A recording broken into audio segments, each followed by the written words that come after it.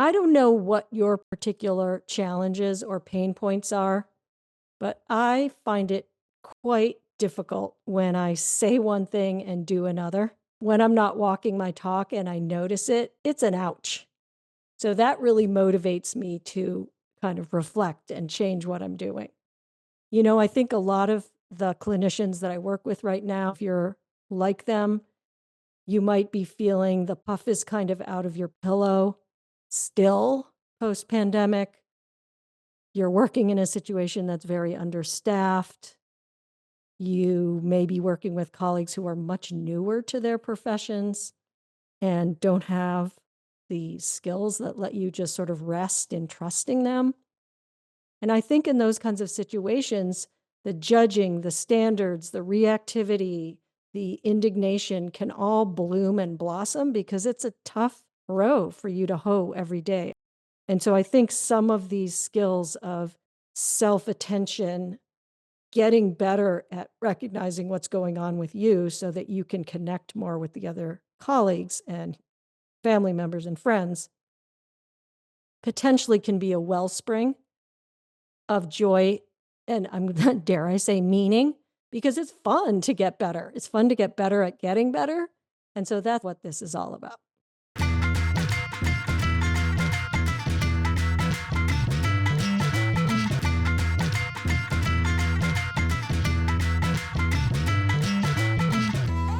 Welcome back to Curious Now from the Center for Medical Simulation. I'm Jenny Rudolph. Today, we're going to be starting out by returning to the story of the brave attending who asked her resident to please call her. What I hear a lot in this type of situation is the attending thinks, the consultant thinks, WTF is that resident doing? I told him to call me. What the bleep are they thinking? This challenge of moving from righteous indignation, sometimes called moral outrage, to curiosity about what the resident might indeed have been thinking is the challenge we're going to tackle this week. Let me start with a story.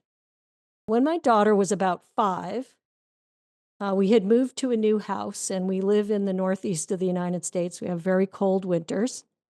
And I wanted her to be able to have a lot of fun indoors. And so we had built a loft in her bedroom so that she could climb a ladder to her loft. And since we were kind of a rock climbing-y family, we even put a ladder up one wall and she could go hand over hand across a ladder to her loft as well. And proved to be a real hit with her and her friends. They loved to go up there against the rules. They would eat food up there. And of course, our cat loved to go up there. So about 10 days after we moved in, I climbed up the ladder one Saturday morning and I said, "Hey, honey, we got to wash your sheets. Your friends have been up there. The cat's been up there. I see some Dorito chips over there. Let's take it down to the laundry." She said, "No." I was like, "Honey, come on. We got to wash the sheets." "No, mommy, no." I was about to say, "Yeah, we are doing this." And when I noticed little tears sort of sprouting from her eyes, and I thought to myself, whoa, I'm missing something here. So I climbed up into the loft and I lay down next to her and I said, "Honey, you're crying about my doing the laundry with you. This is something we've got to do every week. What's up?" And she said, "Mommy, we moved into this new house. We left our old house. All the memories will get washed away." And I thought, whew, had not considered the memories getting washed away. So I said, "Okay, honey, listen, how about we fold up the sheets really carefully to keep all the memories inside, and we'll take it down to the washer and we'll put them in the washer and we can watch the washer go and make sure none of the memories escape. And the memories will be nice and clean, and then we can bring them back up to the loft. What do you think?"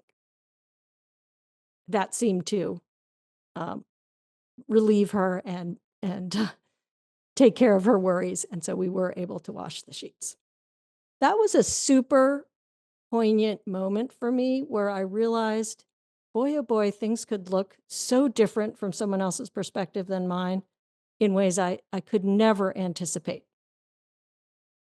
But it wasn't till about 10 years later when my colleague and friend Susan Eller came up to me and said, "Hey, Jenny, I hope you won't find this too irreverent, but you know how you're always telling us to get curious or be curious now? I I have an idea. And I think when you think WTF, you could then flip it to what's their frame? What's the other person's frame?" And that aligned so beautifully with something that I think about a lot, which is our frames drive our actions, drive our results. And Susan Eller was very familiar with that framework also. And WTF to WTF for people who are familiar with cognitive science and especially with work in simulation that tends to look a lot at frames and actions and results, just immediately took to this. It just kind of caught fire. So, how do we actually do that WTF to WTF? The attending might be thinking, WTF is she thinking, not calling me? That is so outrageous. And she might catch herself in that moment of righteous indignation and realize, hey, I have a standard, she has a standard, and I actually don't even know what she's thinking. So I'm going to flip myself and ask myself, what is her frame? What is that resident thinking such that she didn't call me? Something like, yes, I know the hematocrit was lower than we agreed, but it was still kind of marginal, in my opinion. And I really didn't want to wake you up if it really wasn't an emergency. So the attending might not love that frame, might not be entirely happy with that frame, but now at least she has a starting place to deepen that conversation with the resident and help them both arrive at greater clarity about what is the tipping point at which the attending wants to be called, how much risk is there at different levels of that hematocrit value, and also about agreements. When I ask you to call me if it falls below X and you don't, that has an impact on how I trust you. And they can explore that more together. But without flipping from righteous indignation to being curious now, you'll never know the answers to deepen the relationship or clarify and improve performance.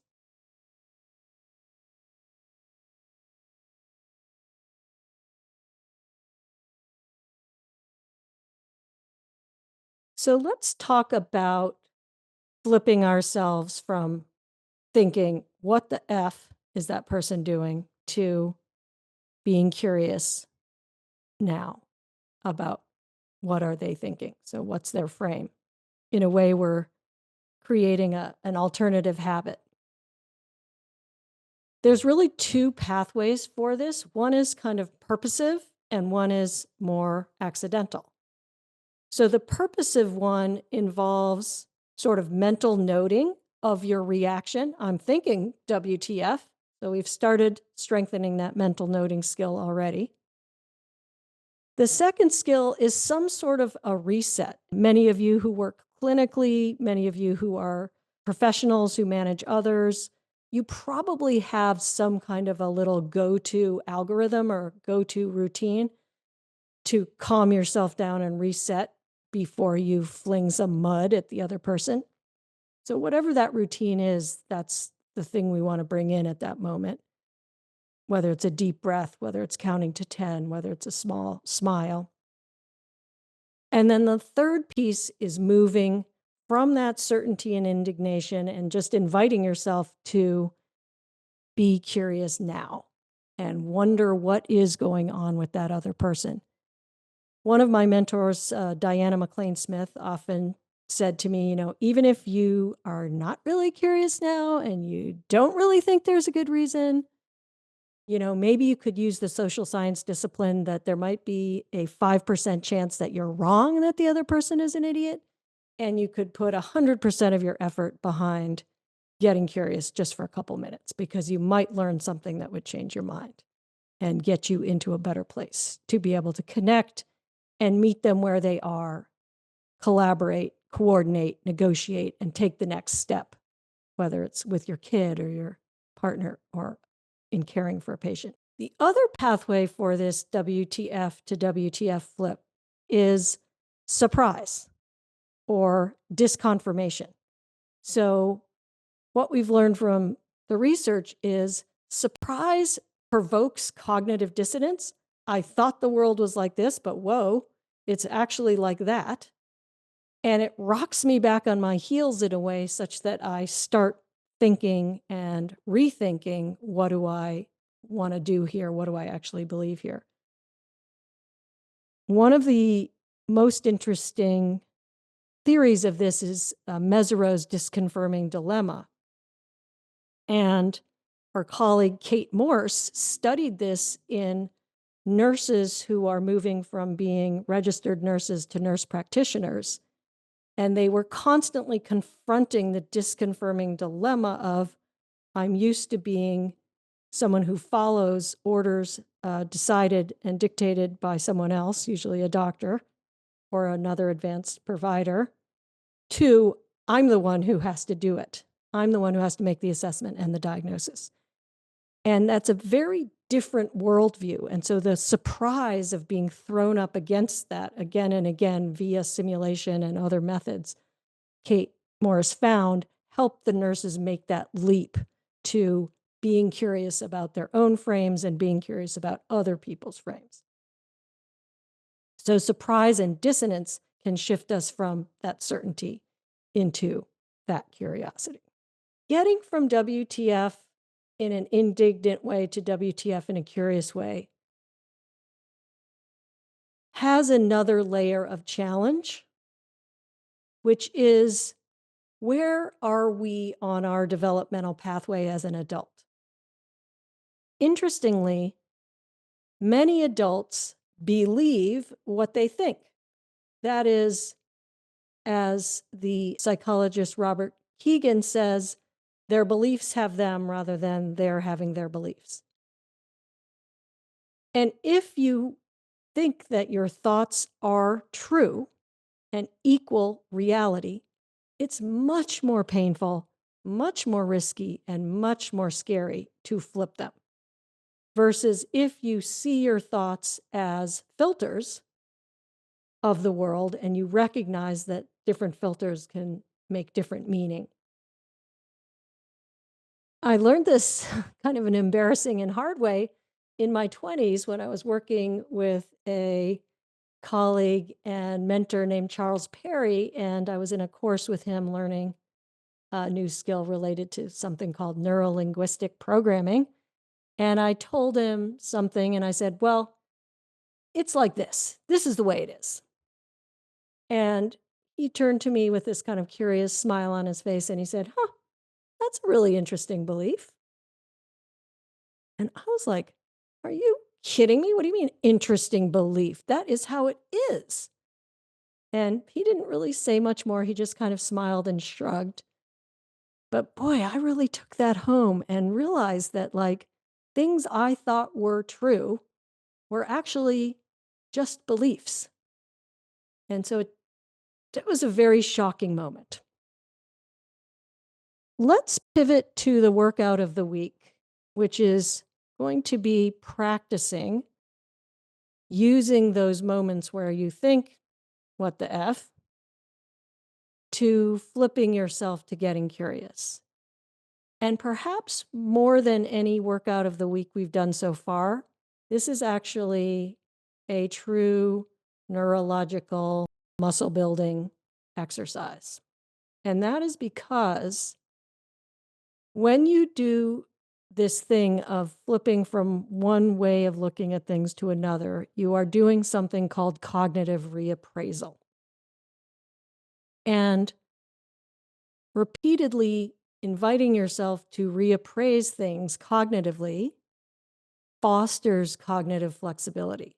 And so it's literally like building your muscle of getting curious in those moments when you're very certain, or flipping from being quite furious to being curious. And so it's a wonderful practice that you'll notice relatively quickly a difference in your ability to do that. So how are we gonna do that this week? We're gonna invite you every time you think, "What the F," or "What the hell are they thinking?" "What's going on with that person?" and you're pretty sure they're wrong and you're right, that you react, as in mentally note that you're having that reaction. You reset yourself using whatever routine you normally have. For me, it's often a deep breath and literally just standing still for a moment, maybe letting the corners of my mouth turn up a little bit, because a little smile tends to change your internal state a bit. And then inviting yourself to be curious now about what is going on with that person. So react, reset, curious now. That's your workout.